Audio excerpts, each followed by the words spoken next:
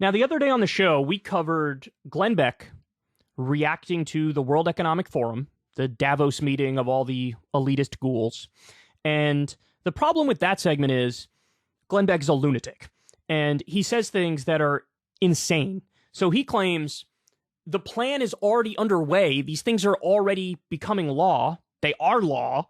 And you're going to be limited to 0 meat consumption, 0 dairy consumption, 3 new articles of clothing per year. They're going to ban your calorie intake at 2,500 calories. And so when he says something like that, he's just wrong. Like, he's just wrong. In the same way, he swore up and down that the Obama administration is going to do Agenda 21 and they're going to shove you into hobbit homes and they're going to ban golf courses and they're going to ban cars and they're going to... He had all these conspiracies. None of them came to fruition. So now his commentary on the World Economic Forum in Davos and the Great Reset is just Agenda 21 2.0. And so when he makes those arguments, you know, you facepalm and you go, dude, are you part of the conspiracy? Because now, you know, anybody who criticizes the World Economic Forum or Davos, they're going to be called like a conspiracy theorist and you're going to be dismissed. And they're going to say, well, obviously this is just a group of lovely people trying to fix the world. And right on time, here we go. CBS News. Look at this title, man. Look at this title. The World Economic Forum's annual meeting has increasingly become a target of bizarre claims from a growing chorus of commentators who believe the forum involves a group of elites manipulating events for their own benefit. That is literally exactly what they are. Now, are they banning your calorie intake over 2,500 a day? No. Are they banning dairy intake and meat intake? No. Are they doing any of the 900 things that people like Alex Jones or Glenn Beck say they're already doing? No. But that doesn't mean that they're good. That doesn't mean that they're not a group of elites manipulating global events for their own benefit. That's literally exactly what they are. Crystal did a great monologue on this, where she talks about how you don't need the extra layer of stupid, dumb, wrong conspiracy when the conspiracy is out in the open. It's a group of neoliberal capitalists, many of them billionaires, and they're deciding what's best for you and me and how to fix the system. And there was a great thing that happened a few years ago. What's the guy's name? Oh, I forget the guy's name, but there was this great, I think he's an economist who showed up there and scolded them.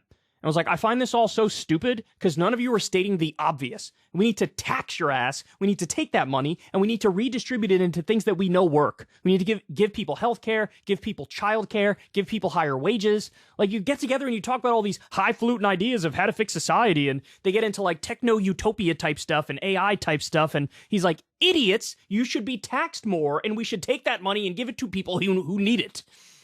And of course, I don't think that guy was invited back. But there is no argument. Like, yes, they are a group of elites manipulating global events for their own benefit. That is, of course, what they are. How can you argue that's not the case? Bro, they showed the airport in Switzerland where all these people, there's like private jet, private jet, private jet, private jet, private jet, private jet, private jet. And then these assholes go in there and they're like, let's lecture the peasants about capitalism and how they can limit their carbon footprint. Let's lecture them about global warming.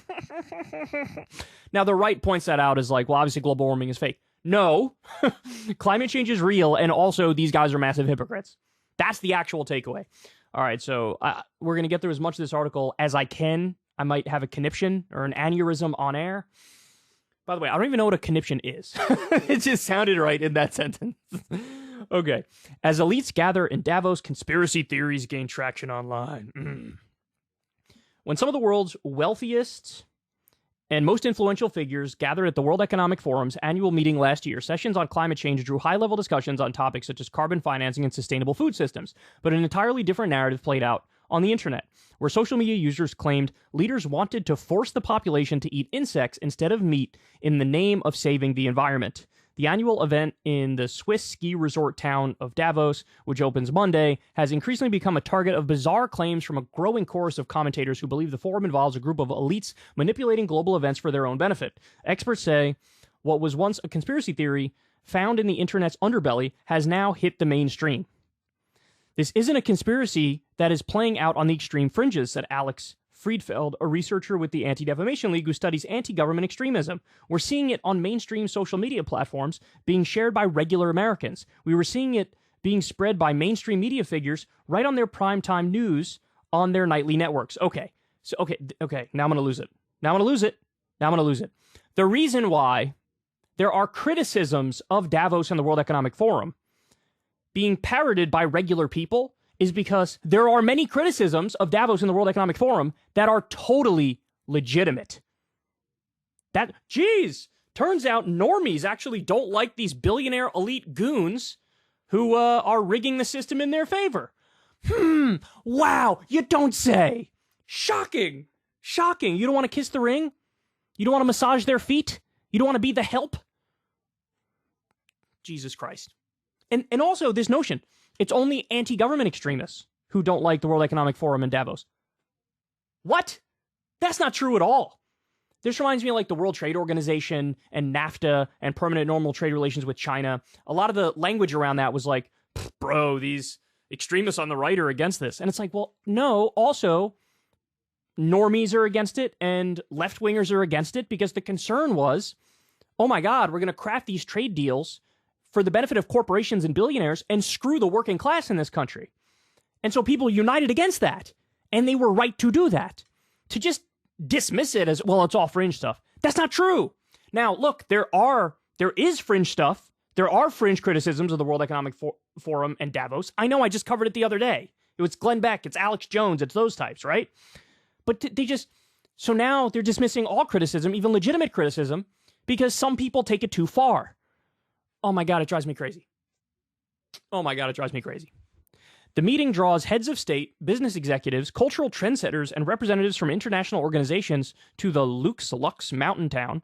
Though it's always unclear how much concrete action will emerge, the meeting is slated to take on pressing global issues, from climate change and economic uncertainty to geopolitical instability and public health. Okay. So the point that's most important in here is it's unclear how much concrete action will emerge. All these goofy new ideas, eat the bugs or ban meat consumption or we're going to use AI to transform everybody, blah, blah, blah, blah, blah, blah. All that stuff, yeah, nothing is going to come of that. Certainly in the short run, nothing is going to come of that. The real conspiracy is out in the open. Billionaires and corporate leaders and heads of government getting together, and you want to know what their actual position is? The status quo is awesome. We love this. How do I know they feel that way? They're all in that room and they think, well, this is just a meritocracy and we made it to the top and the cream always rises to the top. So we're geniuses. We're brilliant. We're perfect. And so the real conspiracy is that these are the status quo humpers. The real conspiracy is they look at a situation where 26 people have more wealth than the bottom 50% of the world and they go, based. We just worked harder. We're just that much more brilliant. The real conspiracy is capitalism. And this is a room full of capitalists exploiting the labor of the working class, extracting their surplus value. The conspiracy is out in the open. Now, by the way, the thing I love about like the Glenn Beck segment where he's criticizing the World Economic Forum and Davos is that as he postures like he's against them, he's actually the biggest supporter of them on the planet. Why? Every policy proposal that these goons actually support, he's on board with too. And he argues for them too. Glenn Beck supported the 2017 Trump tax cut law, which gave 83% of the benefits to the top 1% and helped out corporations and helped them outsource more jobs. Glenn Beck supports all of the policies that make all the elites in that room happy as he postures like he's against them. Glenn, you can go to that room. You're part of the group. You're part of the club. He's just doing basically professional wrestling kayfabe stuff here, acting like, bro, I'm against this. Anyway, let's do another tax cut for the rich. Let's deregulate Wall Street. Let's give more money to the military-industrial complex and build our 907th base. Jesus Christ. So now they talk about the Great Reset. Hundreds of public sessions are planned, but the four-day conference is also known for secretive backroom meetings and deal-making by business leaders. What? They say it's known for secretive backroom meetings and deal-making by business leaders. But hold on, didn't you say the World Economic Forum's annual meeting has increasingly become a target of bizarre claims from a growing chorus of commentators who believe the forum involves a group of elites manipulating global events for their own benefit? Secretive backroom meetings and deal-making by business leaders. I've never seen a more clear contradiction in my entire life. How did you not see that? I'm gonna lose my mind, man. Because now, so, like, The landscape of commentary on this topic is like Alex Jones, Glenn Beck saying things that are untrue, lying, exaggerating, hyperbole nonsense. You hear that, which takes people down a bad rabbit hole, right? Or you hear mainstream media like, there's actually nothing to see here, and everything's great, and everything's wonderful. And if you criticize them, you're part of the problem, and you're an extremist, and you're on the fringe. How can you expect anybody to be educated on these issues, to be informed on these issues, if that's the realm of opinion that they're given? Like, if you're a good, liberal, Democrat, polite society type, everything's great with Davos. They're actually just trying to save the world, so that's a good thing. And if you're on the right, or just not part of the mainstream, well, you're an extremist, you're crazy, and you believe they're vampires who are sucking the blood of babies out through their ears with a straw. Nobody's stating the obvious, which is what I'm stating right here for you, which is the conspiracy is out in the open. I don't know how much more I could get through. I'm going to lose my damn mind. The gap between what's shown to the public and what happens behind closed doors helps make the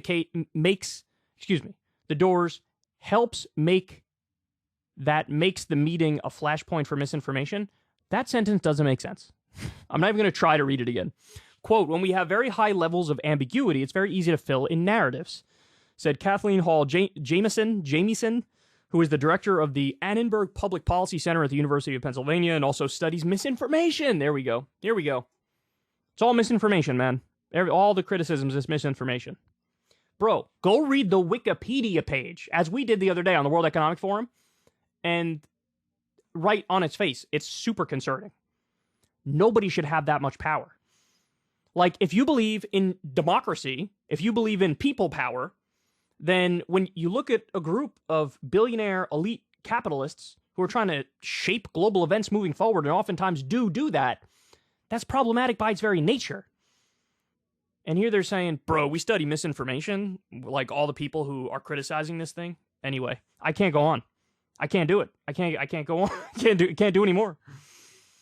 So, look, this is the problem, right? This is the problem. And let me make another comparison for you. So, like, during Russiagate, what did you have? You basically had mainstream media just becoming like that character in A Beautiful Mind where he's drawing stuff on the chalkboard and it makes zero sense. And there's like connecting this to that, or Glenn Beck with his chalkboard back in the day. And it was like anything they could find, whether it was true or not, they would push it into a narrative. Their narrative being Donald Trump is Vladimir Putin's puppet. He's literally been a Kremlin agent since like the 1980s, as what was his name? Jonathan Chait said. That was the mainstream media position. And then, so the right overcompensates, and their argument is not only that Russiagate is bullshit, their argument is also, and by the way, Donald Trump is wonderful, he's never done anything wrong, and he's right about everything. And so, like, if you're presented with those two perspectives, you're never getting, like, the actual truth. The truth being that Russiagate was largely bullshit, but also Donald Trump is one of the most corrupt presidents we've ever had, ever. Right? Both of those things are true at the same time. He's not Vladimir Putin's puppet, but also he's kind of Saudi Arabia's puppet. He's kind of Israel's puppet. He kind of is puppet to the, for example, the for-profit, the predatory payday loan industry. I don't know why I'm blanking on saying that name. They gave him $1 million for his inauguration. He turned around and dropped all the new regulations into them and dropped the lawsuits into them. And so, like, the truth was nowhere in the conversation. It was like insanity over here and insanity over here. And I feel the same way looking at this CBS News title and the article, and looking at the Alex Jones stuff and the Glenn Beck stuff. It's like nobody's giving you the very, very clear and obvious take. But I guess that's what I'm here for. But sometimes I feel like I'm the crazy one, right? I feel like I'm crazy because I'm like, what am I missing here? Why is it these are the two things that are in the conversation? It's like these guys are lovely, and they're definitely not elites manipulating global events for their own benefit. Or the Glenn Beck shit. Anyway, my brain's not working anymore. You guys get the gist of it. This is disturbing to say the least, and I would say just turn to independent media to get your news and information, but it's not like there aren't issues with independent media as well, right? Like, one of the big problems in independent media is audience capture.